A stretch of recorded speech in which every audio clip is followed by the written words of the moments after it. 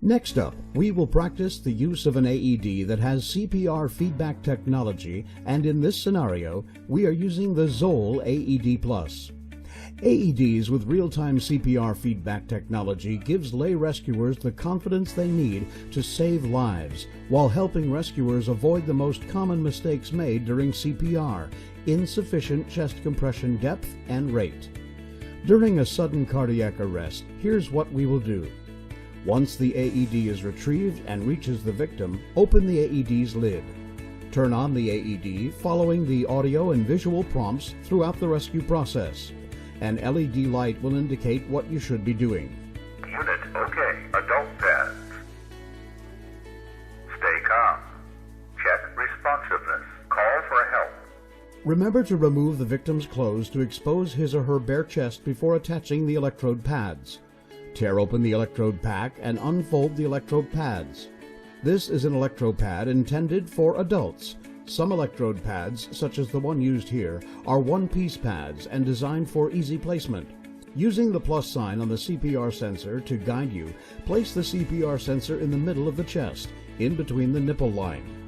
Press the CPR sensor with your right hand and peel away the protective backing that is attached to the electrode pads.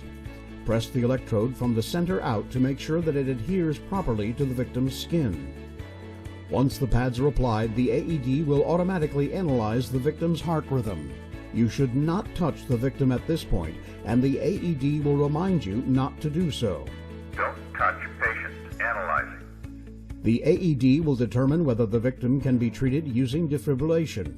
If this is possible, the AED will announce, Shock advised. It will then remind you to Don't touch patient. Analyzing. Press flashing shock button. maintain a safe distance from the victim and make sure that no one is touching the victim before pressing the shock button. Shock delivered. After the shock is delivered, or if the AED announces, No shock advised. the AED will advise you to perform CPR immediately. Place your hand on the CPR sensor here and deliver chest compressions to the victim. You will hear beeps or a metronome from the AED, which are designed to guide you to the recommended chest compression rate. Try to maintain synchronization between the beeps and your chest compressions. Your chest compressions should be between 5 to 6 centimeters deep.